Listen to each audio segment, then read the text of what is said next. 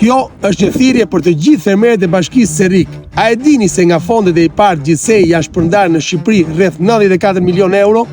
Këto fonde kanë qenë të përcaktuara për të ndihmuar bujqësinë shqiptare, për të ndihmuar fermerët të bëjnë mjete apo të përmirësonin kushtet e punës dhe të rrisin prodhimin e cilësinë. A e dini ku ka përfunduar këto fonde?